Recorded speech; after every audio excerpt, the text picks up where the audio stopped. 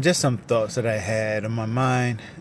I guess I feel a little bit freer to talk about things on this channel because I don't. I know that not a lot of people even see the videos, and for some reason that makes me feel a little bit more free to talk.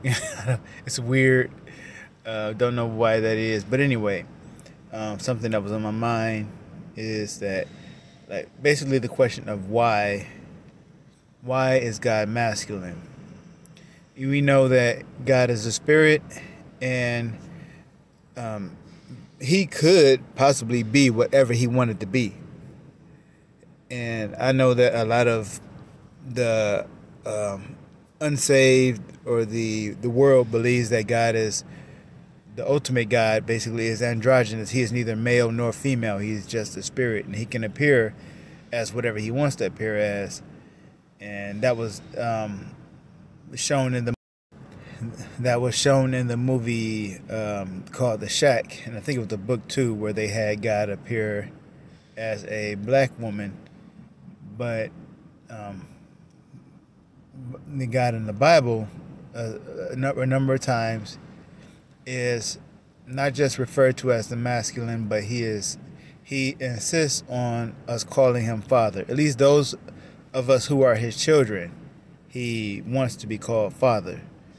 And it's not just that he is masculine, but he is very, very much against being thought of as a female or a woman.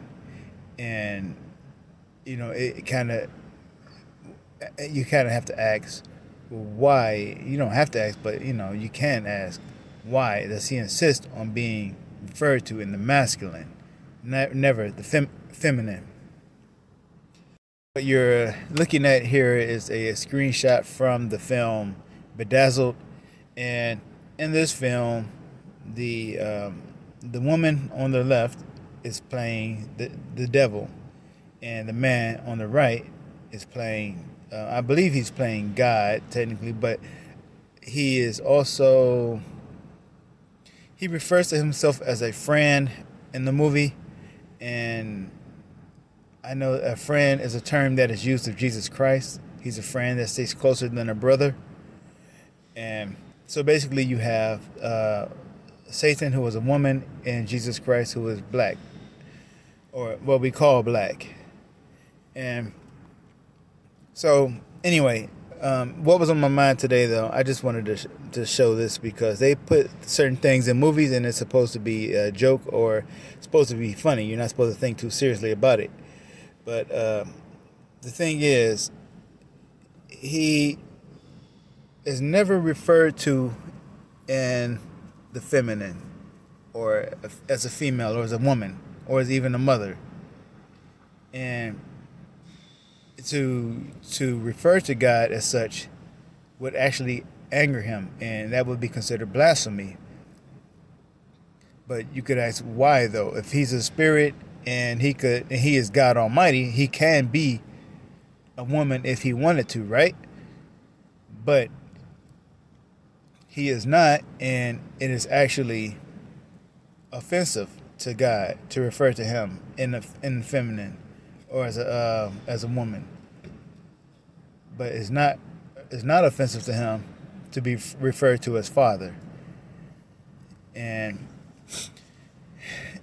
that is just something that is, I think, revealing of a difference between God and Satan. While I don't believe God created gender benders, or I don't believe that he created beings that can actually change their, let's call their gender, for lack of a better word, I guess. He seems to be very, yeah,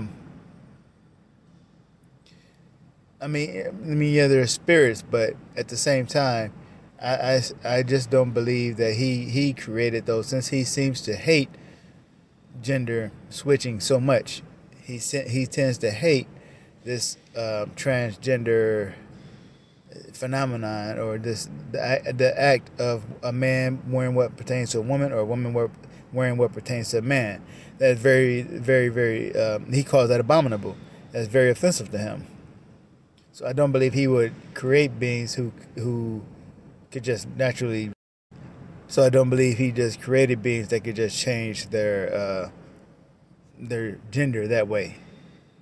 But anyway, so like I said, it was just something that was on my mind. Like, why does he insist on being referred to in the masculine and thought of as masculine, as male?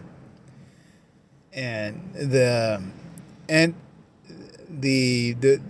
times religion, the final religion, world religion, in my opinion, will be centered on a goddess.